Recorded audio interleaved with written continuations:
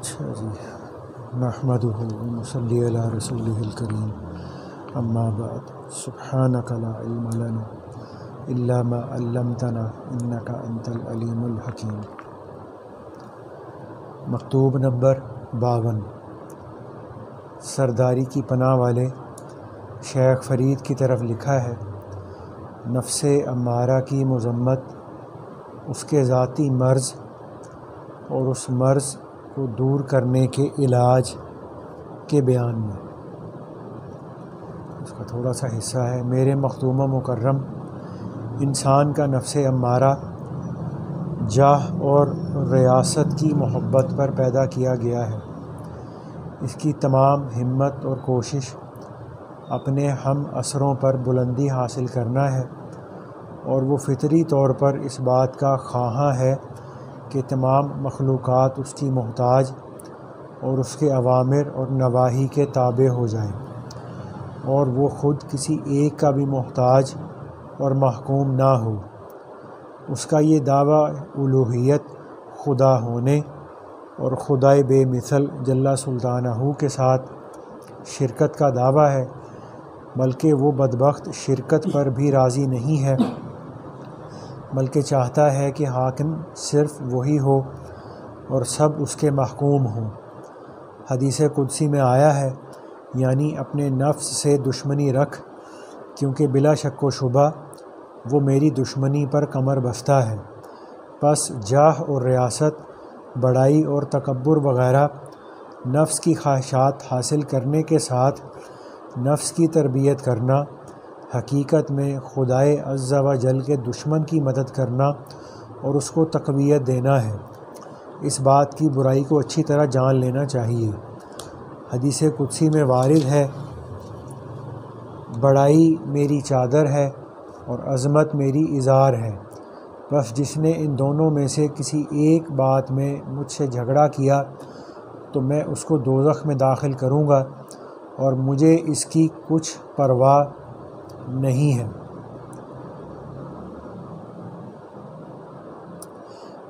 انبیاء علیہم الصلاۃ والتسلیمات کی بعثت سے مقصود اور شرعی احکامات میں حکمت کی وجہ یہی ہے کہ نفس امارہ عاجز اور خراب ہو جائے، کیونکہ شرعی احکامات نفسانی خواہشات کو دور کرنے کے لیے وارد ہوئے ہیں۔ جس قدر شریعت کے مطابق عمل کیا جائے گا، اسی قدر نفسانی خواہشات زائل ہوتی جائیں گی۔ یہی وجہ ہے کہ خواہشات نفسانی کے دور کرنے میں شرعی احکامات میں سے ایک حکم بجا لانا ان 1000 سالہ ریاضتوں اور مجاہدوں سے بہتر ہے جو اپنی طرف سے کی جائیں، بلکہ یہ ریاضتیں اور مجاہدے جو روشن شریعت کے مطابق واقع نہیں ہوئے، نفسانی خواہشات کو مدد اور قوت دینے والے ہیں۔ غرض کہ جب تک نفس کا تزکیہ نہ ہو جائے اور دماغ سرداری کے مالی خولیہ کی پلیدی سے پاک نہ ہو جائے، نجات محال ہے۔ اس مرض کے دور کرنے کی فکر ضروری ہے، تاکہ ایسا نہ ہو کہ اسی مرض میں ابدی موت آ جائے۔ کلمہ طیبہ لا الہ الا اللہ، جو آفاقی اور انفسی معبودوں کی نفی کے لیے وضع کیا گیا ہے، نفس کے پاک صاف کرنے میں بہت ہی مفید اور نہایت مناسب ہے۔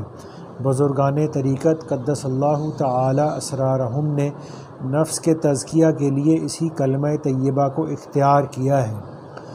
لا کی جھاڑو سے نہ ہو جب تک صفائی راہ کی، باب الا اللہ میں داخل نہیں ہوگا کبھی۔ جب نفس سرکشی کے مقام میں آ جائے اور عہد شکنی کرے تو اس کلمہ کی تکرار سے ایمان کو تازہ کرنا چاہیے۔ نبی کریم علیہ الصلاۃ والسلام نے فرمایا، جددوا ایمانکم بقول لا الہ الا اللہ، یعنی لا الہ الا اللہ کی تکرار سے اپنے ایمان کو تازہ کر لیا کرو، بلکہ ہر وقت اس کلمہ کی تکرار ضروری ہے، اس لیے کہ نفس امارہ ہمیشہ ناپاکی یعنی پلیدی کے مقام میں ہے۔ اس کلمہ طیبہ کی فضیلتوں کے متعلق حدیث شریف میں آیا ہے کہ اگر سب آسمانوں اور زمینوں اور ان کے درمیان کی چیزوں کو ترازو کے ایک پلڑے میں رکھیں اور اس کلمہ طیبہ کو دوسرے پلڑے میں، تو یہ کلمہ والا پلڑا یقیناً دوسرے پلڑے پر بھاری ہوگا۔ اس شخص پر سلام ہو جس نے ہدایت کی پیروی کی اور حضرت محمد مصطفیٰ علیہ وعلی آلہ الصلاۃ والتسلیمات کی مطابقت کو لازم پکڑا۔ اللہ تعالیٰ ہمیں جو ہم نے پڑھا ہے سنا ہے، اللہ پاک اس کی ہمیں کامل سمجھ نصیب کر دے۔ تو یہ ہم نے خط کا کچھ حصہ پڑھا تھا، اور یہ خط تھا نفس کے بارے میں، اور انسان کے جو دو دشمن ہیں جو اس کو صحیح راستے پر چلنے سے رکاوٹ بنتے ہیں، اس میں ایک تو شیطان ہے اور دوسرا نفس ہے۔ بلکہ ان دونوں میں بھی جو اصل ہے وہ نفس ہے، کیونکہ آج ہم لوگ جو ہے نا وہ ہر چیز، ہر گناہ، ہر سستی، ہر نافرمانی، ہر کوتاہی، ہر غفلت وہ شیطان کے سر پہ تھوپ دیتے ہیں کہ جی شیطان نے غفلت کرا دی، شیطان نے نماز قضا کرا دی، شیطان نے نماز میں اٹھنے نہیں دیا۔ تو شیطان کا بھی رول ہوتا ہے، لیکن شیطان سے جو زیادہ وہ ہمارے نفس کا جو ہے نا وہ رول ہوتا ہے۔ اور ہم شیطان کے بارے میں کہتے ہیں تو اب یہ دیکھا جائے کہ جو شیطان نے جب آدم علیہ السلام کو سجدہ کرنے سے انکار کیا، تو شیطان کو آدم علیہ السلام کو سجدہ کرنے سے انکار پر کس شیطان نے تیار کیا تھا؟ وہ نفس نے تیار کیا تھا۔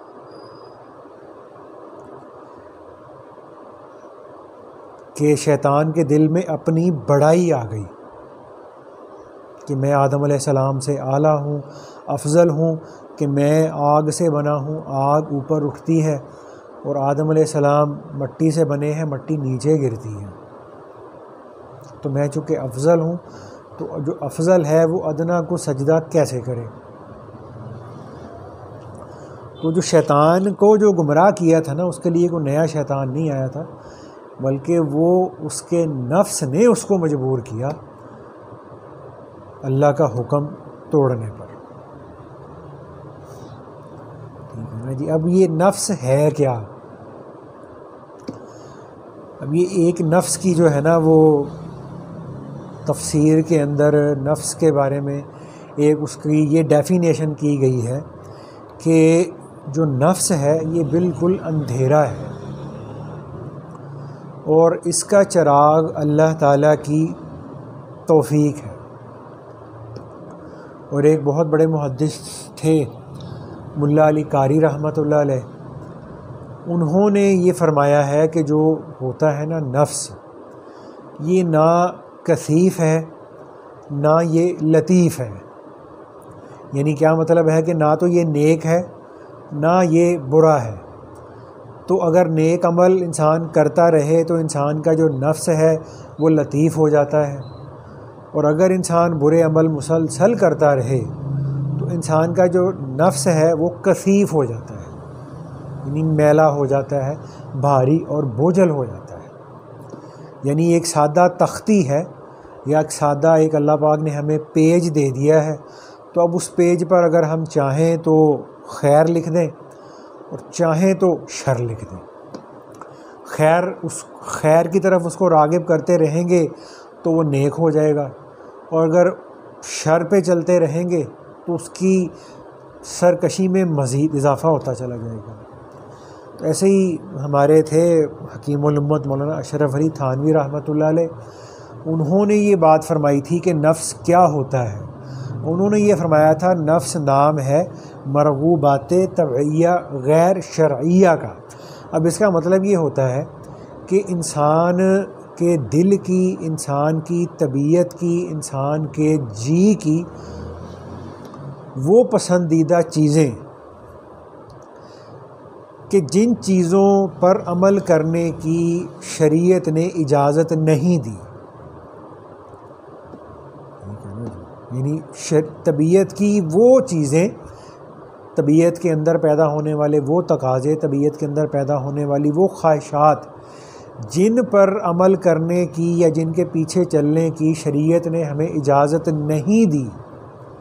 تو نفس کی وہ جو خلاف شریعت عادات ہیں یا نفس کی جو ہے نا خلاف شریعت جذبات ہیں، ان خلاف شریعت عادات اور ان خلاف شریعت جذبات کا نام نفس ہے.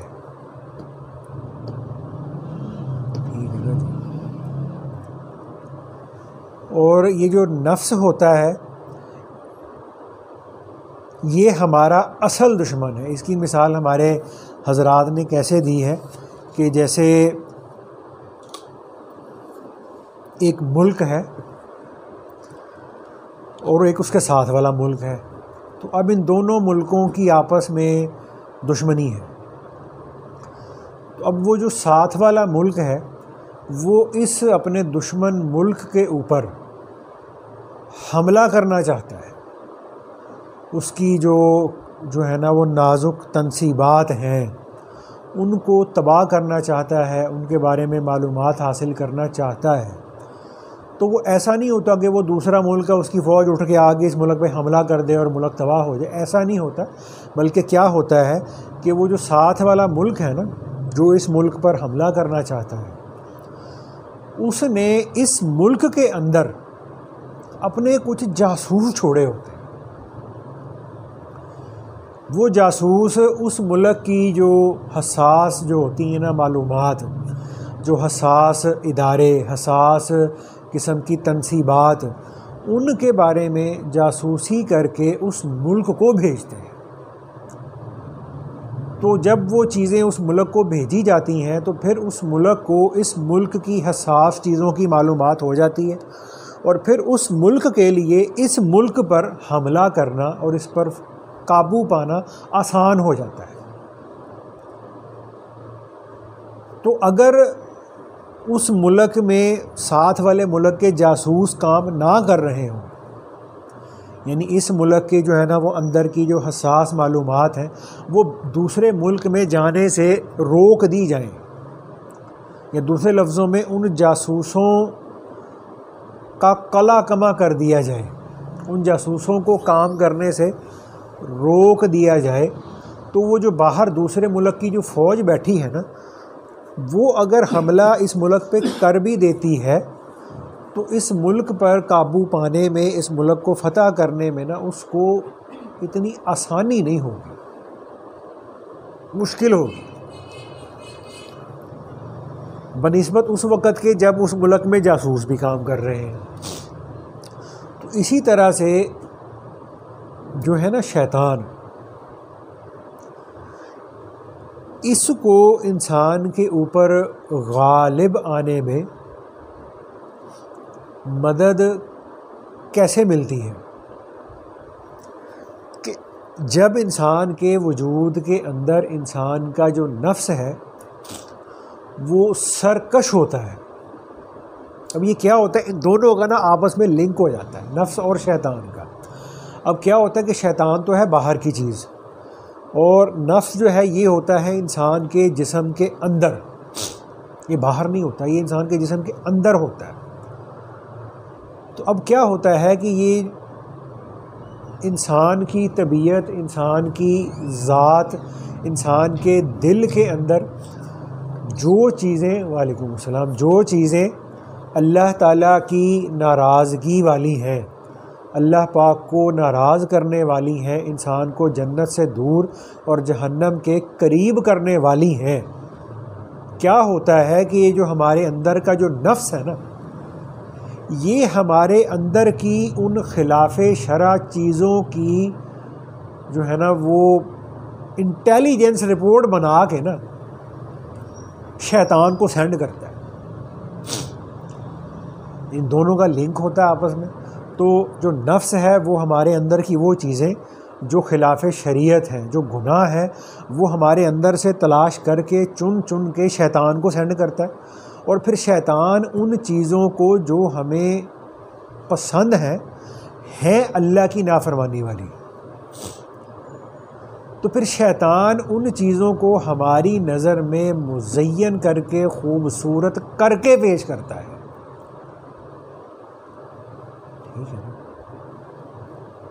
تو پھر وہ ہمیں طرح طرح کے وسوسوں میں مبتلا کرے گا ان چیزوں کے بارے میں. کبھی کوئی خیال ڈالے گا، کبھی کوئی سوچ ڈالے گا، کبھی کوئی سوچ ڈالے گا. ٹھیک ہے نا. تو کیا ہوتا ہے کہ جیسے دشمن کے یعنی ملک کے اندر کے جو جاسوس ہیں نا ان کا وہ فیل کر دیا جائے تو دشمن ملک کو حملہ کرنے میں مشکل ہوتی ہے. تو اسی طرح سے اصل جو ہے نا وہ ہماری ذات کے اندر ہمارا نفس ہوتا ہے. تو اگر ہم کسی طرح سے اس پر قابو پا لیں، اس کی اصلاح کر لیں، اس کے اندر جو خلاف شریعت تقاضے اور چاہتیں اور جذبات پیدا ہوتے ہیں، ہم ان کی اصلاح کر کے ابھی جو ہمارا نفس ہے وہ امارہ بالسوء ہے، یعنی یہ انسان کو شر کی طرف، گناہ کی طرف، اللہ کی نافرمانی کی طرف کھینچ کے لے جاتا ہے. تو ہم جب اس کی اصلاح کر لیں گے، اس پر محنت کرتے کرتے کرتے کرتے کرتے اللہ کے فضل سے جب یہ نفس مطمئنہ بن جاتا ہے تو پھر کیا ہوتا ہے کہ پھر یہی نفس جو پہلے انسان کو شر کی طرف راغب کرنے والا تھا، اب یہی نفس انسان کو خیر کی طرف، نیکی کی طرف اور اللہ کی اطاعت کی طرف راغب کرنے والا بن جاتا ہے. لیکن اب یہ ہوتا یہ کہ انسان کا یہ جو ہمارا جسم ہے نا، اس کے اندر ایک ہے ہمارا دل اور ایک ہے ہماری روح اور ایک ہے ہمارا نفس جس کو ہم نفس امارہ بھی بول لیتے ہیں. تو اب اس جسم کے اندر جو ہے نا ہماری روح، اس کی فطرت ہے یہ اللہ تعالیٰ کی فرما برداری کی طرف دوڑتی ہے. اللہ تعالیٰ کی فرما برداری کی طرف چلنا اس کی طبیعت ہے. ٹھیک ہے. اور جو ہمارے جسم کے اندر اللہ پاک نے جو نفس رکھا ہے، ٹھیک ہے نا، اس کی فطرت ہے برائی اور شر کی طرف لپکنا. اور جسم کے اندر روح کی جو چاہت ہے، اس کی جو فطرت ہے وہ نیکی کی طرف کو لپکنا. اور دل ان کے بیچ میں سینڈوچ بنا ہوتا ہے یا کاربن پیپر بنا ہوتا ہے. ٹھیک ہے نا جی. اگر انسان کے جسم کے اندر انسان کی روح جو ہے نا وہ غالب ہے، یعنی روح کے تقاضے غالب ہیں، انسان نیکی، تقوی، طہارت والی زندگی گزارتا ہے، ٹھیک ہے نا جی، تو اس کی نیکی، تقوی، طہارت کا جو اثر اور نور ہے وہ انسان کے دل پہ آ جاتا ہے. اور اگر انسان کے وجود کے اندر روح جو ہے وہ کمزور ہے، اس کے تقاضے کمزور ہیں، انسان کے نفس کا جو پلڑا ہے وہ وزنی ہے، تو انسان کے نفس کا پلڑا وزنی ہونے کی نحوست کا اثر انسان کے دل پہ آ جاتا ہے. تو دل بیچ میں ہے.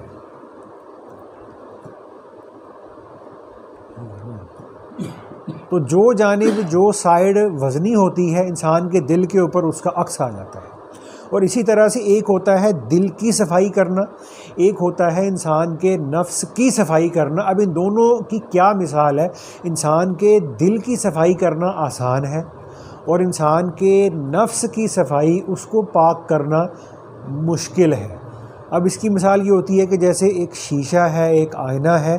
اب وہ شیشے کے اوپر، آئینے کے اوپر کوئی داغ دھبا لگ جائے، کوئی مٹی، گرد و غبار، کوئی چیز لگ جائے تو کیا کریں گے؟ گیلا اخبار کر کے اس پہ پھیر دیں گے، وہ چمک جائے گا. تھوڑا سا کپڑا گیلا کر کے پھیر دیں گے، چمک جائے گا. تو شیشے کا صاف کرنا آسان ہوتا ہے. ہے نا. اور اس کے برعکس کوئی داغ دھبا، سیاہی کا نشان، سالن کا نشان، گھی کا نشان، پینٹ کا نشان، کسی بھی چیز کا نشان انسان کے کپڑے پہ لگ گیا تو اب وہ صرف گیلا کپڑا پھیرنے سے یا جو ہے وہ اس پہ کوئی چیز ہلکی پھلکی پھیرنے سے صاف نہیں ہوتا، بلکہ اس کو صاف کرنے کے لیے اچھا خاصا تردد کرنا پڑتا ہے.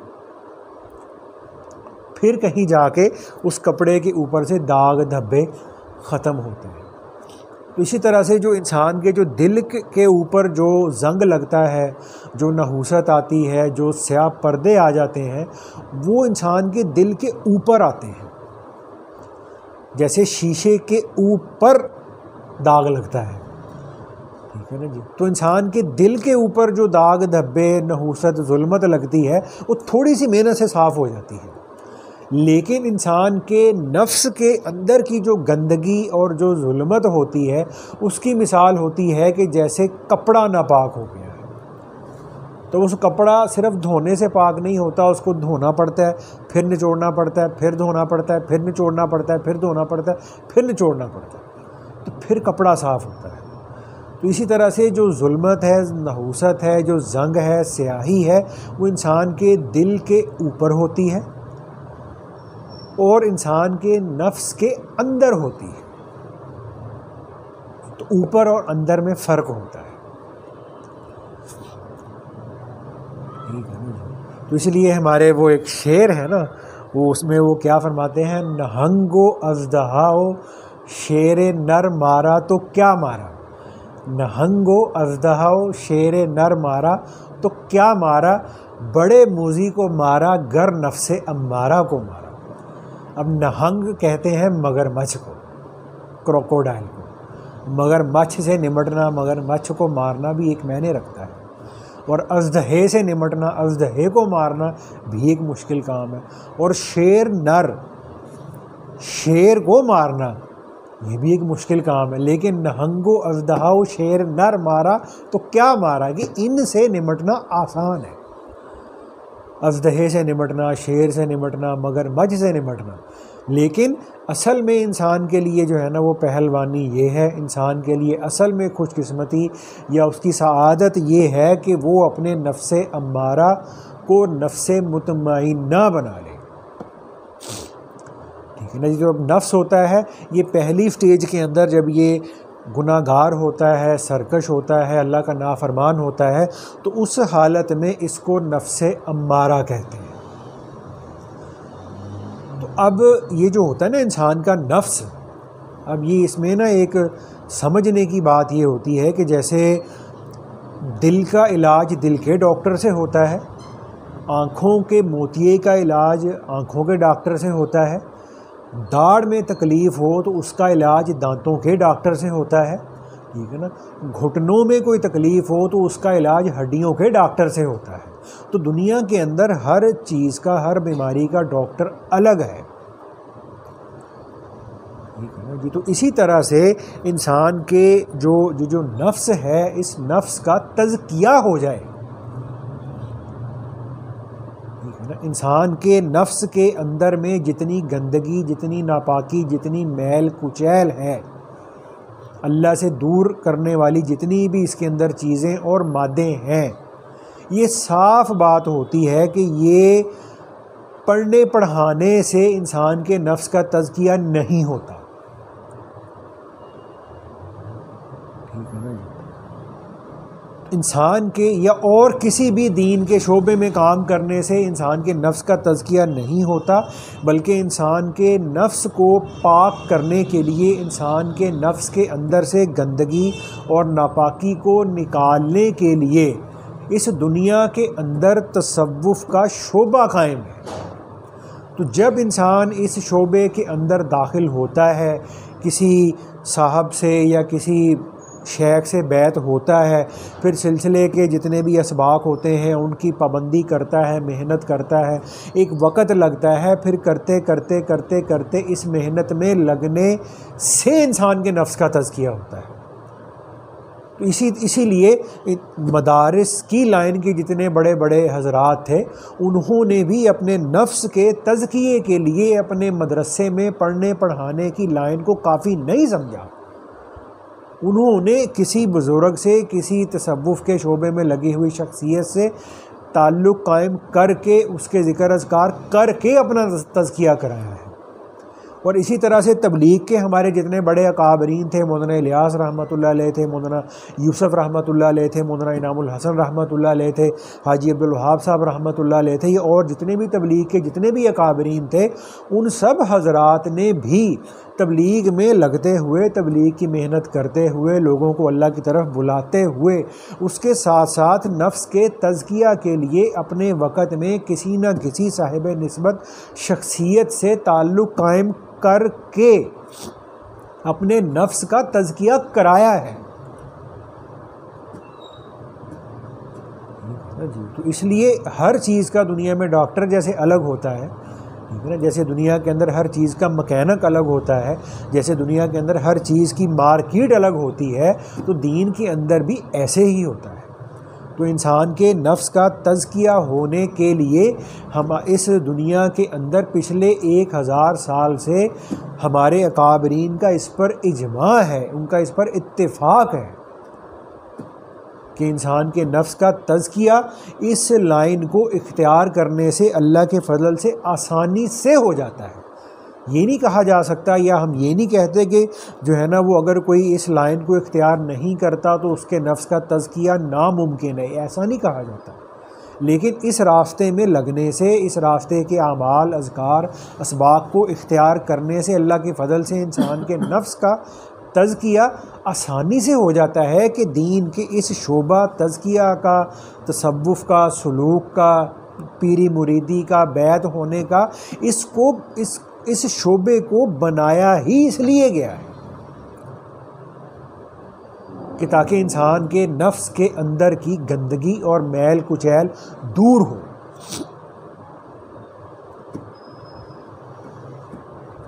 تو اسی طرح سے جب یہ جو ہماری روح ہے تو یہ جب ہمارے جسم کے اندر آئی تو اس کو واسطہ پڑا، اس کا پالا پڑ گیا اپنے ایک بہت ہی بدترین دشمن سے جس کو نفس کہتے ہیں. اب جو نفس ہے وہ اپنی ذات میں جو ہے نا وہ اللہ کی نافرمانی اور غفلت کی طرف کو راغب ہونے والا ہے، اور جو انسان کی روح ہے یہ اپنی فطرت میں اللہ کی طرف کو رجوع کرنے والی ہے. تو اب جب انسان کسی سلسلے میں داخل ہوتا ہے، پھر محنت کرتا ہے، پھر انسان کا جو نفس ہے وہ ابتدائی طور پر امارہ ہوتا ہے، یعنی انسان کو برائی کی دعوت اور ترغیب دینے والا ہوتا ہے. تو پھر ایک وقت آتا ہے محنت کرتے، یہ 2-4 دن میں نہیں ہو جاتا، محنت کرتے کرتے ایک وقت آتا ہے انسان کا جو نفس ہے وہ امارہ والے درجے سے نا تھوڑا سا، یعنی اس کا گریڈ اچھا ہو جاتا ہے، ٹھیک ہے نا. پھر وہ بن جاتا ہے لوامہ. ان النفس لامارۃ بالسوء، اس کا ذکر بھی قرآن میں ہے.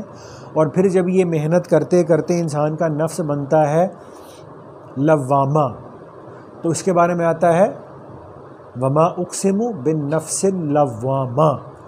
تو جب انسان کا نفس یعنی جب لوامہ بن جاتا ہے، نفس لوامہ کا کیا مطلب ہوتا ہے کہ اس موقع پر جب انسان کے نفس میں محنت کرتے کرتے تھوڑی سی نا پاکیزگی آ جاتی ہے، تو کیا ہوتا ہے وہ اس نے اس سٹیج پر آ کر گناہ کرنے ترک نہیں کیے ہوتے، لیکن اس سٹیج پر آ کر اس کو کیا ہوتا ہے کہ وہ جب اس سے کوئی گناہ ہو جاتا ہے نا تو اس کو ندامت ہوتی ہے. گناہ کرنے نہیں چھوڑتا، وہ گناہ اس نے کھینچ کے رکھا ہوتا ہے، لیکن اندر میں جب ذکر کا نور جاتا ہے، مراقبات کا نور جاتا ہے اور صحبت کے انوارات جاتے ہیں، تو پھر کیا ہوتا ہے آہستہ آہستہ انسان کا جو وہ نفس ہوتا ہے نا وہ گناہ کرتا ہے، ہٹتا نہیں ہے، لیکن گناہ ایک دفعہ تو وہ گناہ کر کے نا میں کرنا ہی کرنا، میں کرنا ہی کرنا. جب وہ کر لیتا ہے پھر وہ کہتا ہے یار نہ ہی کر دیتا چنگا سی, اللہ کا تم نے حکم توڑ دیا, تم سے گناہ ہو گیا, ٹھیک ہے نا, کتنا تم نے برا کام کیا, اب قیامت کے دن تم سے اس کی پوچھ ہوگی. تو وہ نا ہلکا ہلکا سا نا وہ انسان کو نا ایک احساس دلاتا ہے, یار میں نے غلط کیا. ہٹتا نہیں ہے ابھی بھی, لیکن اس کو گناہ کر کے نا اب احساس ہو, پہلے احساس بھی نہیں ہوتا کہ میں نے گناہ کیا.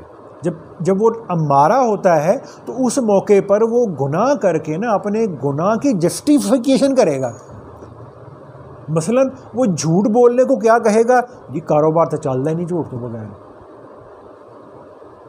ٹھیک ہے نا جی. اور غلط بیانی کرنے کو وہ کی کریے جی, بس تمہیں پتہ ہی ہے جی, بس ہوں ماڑا موٹا تا بازار چ کاروبار سے کرنا ہی پیندا نا جی.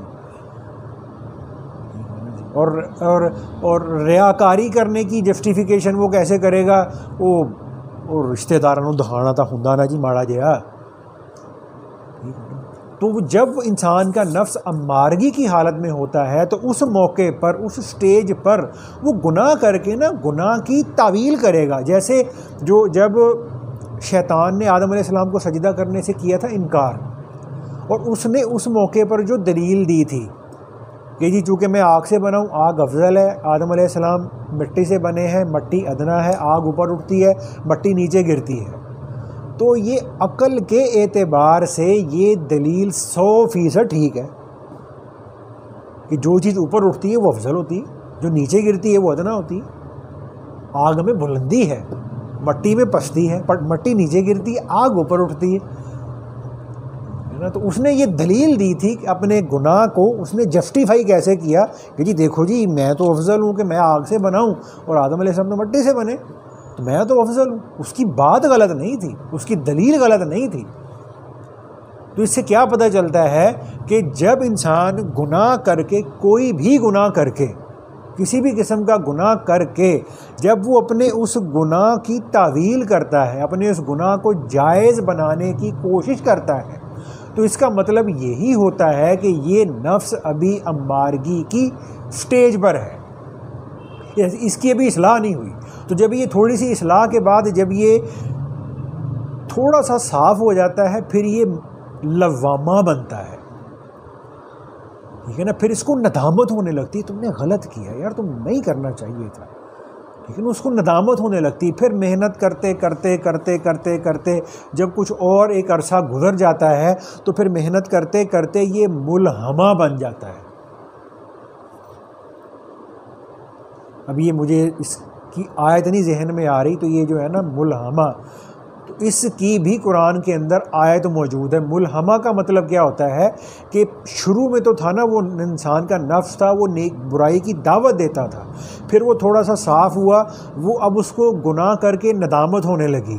تو پھر جب یہ ملہمہ بنا, اب میرے ذہن میں اس کی آیت نہیں آ رہی ملہمہ کی, تو جب یہ ملہمہ کی سٹیج پہ آ جاتا ہے تو اس موقع پر پہلے درجے میں تو یہ گناہ کی دعوت دیتا تھا, تو اب یہ چونکہ اس کے اندر پاکیزگی زیادہ آ گئی, تو اب یہ ملہمہ ہونے کی سٹیج پر انسان کو ہلکی ہلکی سی نا نیکی کی بھی ترغیب دینے لگ جاتا ہے. اس وقت یہ ملہمہ بن جاتا ہے. اور پھر چوتھے نمبر پر محنت کرتے کرتے کرتے کرتے ایک وقت آتا ہے, ایک لمبا عرصہ لگتا ہے کہ پھر جب یہ مطمئنہ بن جاتا ہے, جس کو قرآن پاک میں فرمایا یا ایتھا النفس المطمئنہ ارجعی الی ربک راضیۃ مرضیہ فادخلی فی عبادی وادخلی جنتی, کہ اے اطمینان والی روح. اب یہ کیا ہوتا ہے کہ اب یہ جو ہوتا ہے نا کہ اس کو اللہ پاک کی طرف سے جتنے بھی جو احکامات دیے گئے ہیں, ٹھیک ہے نا, ان احکامات کو پورا کرنے میں انسان کے جو ہوتا ہے نا نفس, اس کو سکون ملتا ہے. جیسے ہماری روح تھی نا ابتدا کے اندر, جیسے روح کو نیکی کرنے سے سکون ملتا تھا, تو اس سٹیج پر آ کر جب یہ مطمئنہ بن جاتا ہے, اطمینان والا ہو جاتا ہے, تو اس سٹیج پر آ کر پھر جو ہے نا انسان کی روح بھی نیکی سے اطمینان حاصل کرنے والی بن جاتی ہے, انسان کا نفس بھی نیکی سے, اللہ کی اطاعت سے, فرما برداری سے سکون اور اطمینان اور چین حاصل کرنے والا بن جاتا ہے. ٹھیک ہے نا. جہاں پہلے درجے کے اندر یہ گناہ کی دعوت دینے والا تھا، گناہ کی طرف رغبت دلانے والا تھا، تو اس آخری سٹیج پر آ کر جب یہ مطمئنہ بن جاتا ہے تو پھر جو اللہ کے جو احکامات ہیں، جو عبادات ہیں، جو دین کے جتنے بھی احکامات ہیں نا، وہ اس نفس کی غذا، اس کے لیے اطمینان کا سبب بن جاتے ہیں، اس کے سکون اطمینان کا سبب بن جاتے ہیں.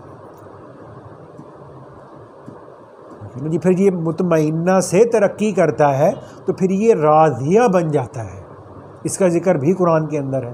تو راضیہ بننے کا کیا مطلب ہوتا ہے کہ پھر یہ جو انسان کا نفس ہے یہ اللہ تعالیٰ سے راضی ہو جاتا ہے. اس کے اوپر اللہ پاک کی طرف سے جیسے بھی حالات آئیں، جو بھی اس کی تقدیر میں لکھا گیا، جتنا بھی اس کو رزق دیا گیا، جو بھی اس کے اوپر حالات آتے ہیں، تو یہ اللہ پاک کی تقدیر پر، اللہ پاک کی طرف سے لکھے ہوئے پر یہ اللہ پاک سے راضی ہو جاتا ہے. پہلے جو اس کے اندر اللہ کا حکم پورا کرنے میں اور حضور اقدس صلی اللہ علیہ وآلہ وسلم کی سنت پر چلنے میں اس کے اندر جو ایک باغیانہ روش تھی کہ میں نہیں کرنا، میں نہیں مانتا اس چیز کو، ٹھیک ہے نا. تو اب یہ اللہ پاک کے احکامات پر اور آپ صلی اللہ علیہ وآلہ وسلم کی مبارک زندگی کو اختیار کرنے پر راضی ہو جاتا ہے کہ جی میں تیار ہوں، مجھے منظور ہے. تو یہ راضیہ بن جاتا ہے. اور پھر جب یہ راضیہ بن جاتا ہے یعنی اللہ سے راضی ہو جاتا ہے تو پھر یہ اس کو مرضیہ کا مقام مل جاتا ہے. پھر کیا ہوتا ہے جب یہ اللہ سے راضی ہو جاتا ہے نا تو یہ راضیہ بن گیا، تو اس نفس کے راضیہ بننے پر پھر یہ مرضیہ بن گیا. مرضیہ بننے کا مطلب یہ ہے کہ یہ اللہ سے راضی ہوا اور اس کے اللہ سے راضی ہونے پر پھر اللہ اس نفس سے راضی ہو گیا. ٹھیک ہے نا جی. تو یہ ہے نفس امارہ کا جو ہے نا سفر مرضیہ بننے تک. تو لیکن اس میں انسان کی ساری زندگی لگ جاتی ہے جی. اور پھر اس میں یہ ہوتا ہے کہ وہ باتوں سے باتیں تو نکلی جاتی ہیں کہ اب وہ ایک آدمی تھا، مولانا جلال الدین رومی رحمۃ اللہ علیہ نے واقعہ لکھا ہے. ایک آدمی تھا تو وہ پہلے زمانے میں نا جو سانپ کی جو ہوتی تھی نا جلد، وہ کسی چیز میں کسی کام آتی تھی. تو یہ بھی ہوتا ہے کہ جو سانپ ہوتا ہے وہ غالباً 6 ماہ کے بعد یا سال کے بعد اپنی یہ پوری اوپر کی جو سکن ہوتی ہے نا یہ اس کی بدل جاتی ہے، نیچے سے نہیں نکل آتی ہے. تو ایک لکڑہارا تھا، وہ ایسی جنگل میں لکڑیاں کاٹنے گیا تو اس نے سردی بہت زیادہ تھی تو اس نے نا ایک سانپ کو بالکل مردہ حالت میں دیکھا، مرا پڑا ہے. تو اس نے یہ سوچا کہ یار یہ مرا تو ہے ہی، مرا تو پڑا ہی ہے، تو چلو میں اس کو گھر لے جاتا ہوں، تو میں اس کی وہ جو کھال اس کو اتار کے اسکن اتار کے نا، تو جو بھی اس وقت میں اس کا وہ کرتے تھے کچھ نہ کچھ، تو میں اس کی اسکن اتار لوں گا تو میرے کام آ جائے گی. تو وہ اس نے اس کو اٹھایا، اس نے 1-2 گھنٹے کام کیا لکڑہارے نے، وہ مرا پڑا بالکل جیسے بالکل ڈیڈ. تو اب وہ اس کو اٹھا کے اس نے اپنے سامان میں رکھا، مرے ہوئے سانپ کو گھر لے آیا اٹھا کے. تو گھر آ کے چونکہ باہر سردی بہت تھی، اس نے کام بہت سردی بہت لگ رہی تھی اس کو، تو اس نے آگ جلائی گھر میں سینکنے کے لیے، ذرا حرارت لینے کے لیے. تو پاس ہی اس نے اپنا سامان رکھ دیا. تو اب جب اس نے پاس ہی اپنا سامان رکھا ہوا تھا نا، تو وہ جو سانپ تھا وہ مرا نہیں ہوا تھا، اس کو محسوس ہوا کہ یہ مر چکا ہے. تو سردی کی وجہ سے وہ اتنی اس میں ٹھنڈک تھی، وہ لگا تھا کہ وہ مر گیا. تو جب اس سانپ کو تھوڑی سی ملی حرارت تو وہ سانپ صاحب اٹھ کے بیٹھ گئے. تو وہ جناب اٹھ کے بیٹھ گیا. وہ بڑی مشکل سے اس نے اس پہ قابو پایا، اس کو پھر پکڑ کے اس نے اس کو مارا. تو مولانا جلال الدین رومی رحمۃ اللہ علیہ نے اتنی بات کر کے نا یہ ہمیں یہ بات سمجھائی ہے کہ انسان جب یہ تزکیے کی محنت میں لگتا ہے، ذکر اذکار محنت کرتے کرتے، صحبت اختیار کرتے کرتے کرتے کرتے کرتے کرتے نا، ایک وقت آتا ہے کہ انسان کو یہ لگتا ہے کہ جو میرا نفس ہے نا یہ مر گیا ہے. یعنی مر گیا سے مراد ہے کہ یہ بندے دا پت بن گیا، اس کی اصلاح ہو گئی ہے. ٹھیک ہے نا. اب یہ مطمئنہ بن چکا ہے. لیکن ہوتا یہ ہے کہ جہاں کہیں بھی وہ جو انسان کا جو نفس ہے نا وہ ایک طرح سے بالکل جو ہے نا وہ ہمارے ذکر اذکار کی وجہ سے، ہمارے مراقبے کرنے کی وجہ سے اور شیخ کی صحبت کی وجہ سے نا وہ ایک اعتبار سے نا ذرا نیم مردہ سا ہو جاتا ہے. یعنی جب اس پہ فیض آئی جاتا ہے، فیض آئی جاتا ہے، جب مراقبہ کرتے ہیں فیض آ رہا، فیض آ رہا، فیض آ رہا، فیض آ رہا، ٹھیک ہے نا. تو وہ چونکہ ظلمت ہے، اندھیرا ہے، آگ ہے، سیاہی ہے، اور نور جو ہے وہ روشنی ہے، ٹھنڈک ہے، وہ جب اس پہ بار بار گر رہا، بار بار اس پہ نور گر رہا، بار بار اللہ کی رحمت آ رہی، بار بار نور گری جا رہا، اس پہ آئی جا رہا، آئی جا رہا، آئی جا رہا، تو وہ جو نفس ہوتا ہے نا وہ ایک اعتبار سے نیم مردہ سا ہو جاتا ہے. یعنی اس کے اندر جو ایک مزاحمت کی جو ہوتی ہے نا صلاحیت وہ ایک اعتبار سے ختم ہو جاتی ہے. لیکن جب کبھی انسان نے ان اعمال میں سستی کی، ٹھیک ہے نا، تو وہ اوپر سے جو آ رہا تھا نا وہ جس نے اس کو اد منہ کیا ہوا تھا، ٹھیک ہے نا، تو وہ اس کو کیا ہوتا ہے کہ پھر اس کو نا وہ اندر سے دوبارہ ہیٹ ملنی شروع ہو جاتی ہے. وہ پھر سے جناب وہ اٹھ کے بیٹھ جاتا ہے، جناب لو یہ آ جاؤ، ٹھیک ہے نا. تو اس لیے ہمارے مشائخ جو ہوتے ہیں، اللہ والے جو ہوتے ہیں، وہ یہ فرماتے ہوتے ہیں کہ انسان جو ہے نا وہ روحانی اعتبار سے نا جس مرضی سٹیج پر بھی چلا جائے اس کو اپنے نفس کی طرف سے نا غفلت میں نہیں آنا چاہیے. یہ مرتا نہیں ہے، یہ نا بس اد منہ سا ہو جاتا ہے اندر، لیکن جب اس کو تھوڑا سا موافق ماحول ملتا ہے یہ اٹھ جاتا ہے. تو اس لیے اس کی طرف سے غافل ہو جانا گویا اپنی آخرت کو برباد کرنے کے مترادف ہے.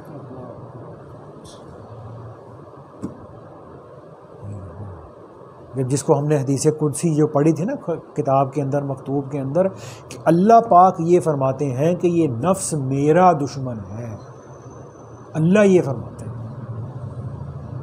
تو یہ کتنا نقصان دینے والا ہوگا ہمارے لیے، ہماری روح کے لیے، ہماری آخرت کے لیے، جس کو اللہ تعالیٰ یہ فرما رہے ہیں کہ تیرا سب سے بڑا دشمن وہ ہے جو تیرے پہلو کے اندر ہے. اور یہ وہ دشمن ہے، ایک دشمن ہوتا ہے انسان کے باہر، وہ نظر آتا ہے، وہ اب کیا کرنے لگا ہے، اب وہ جو ہے وہ گولی مار چلانے لگا ہے، اب وہ میزائل چلانے لگا ہے، اب وہ میری طرف چاقو پھینکنے لگا ہے، اب وہ مجھے اینٹ پھینکنے لگا ہے، اب وہ مجھے دھکا دینے لگا. ایک دشمن مجھے نظر آ رہا ہے، ایک دشمن مجھے نظر ہی نہیں آ رہا.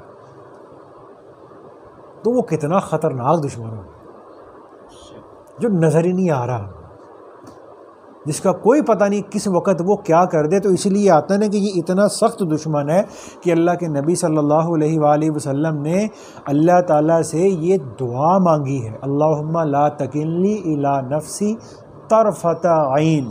کیا مطلب کہ اے اللہ مجھے پلک جھپکنے کے وقت کے لیے بھی میرے نفس کے حوالے نہ فرما.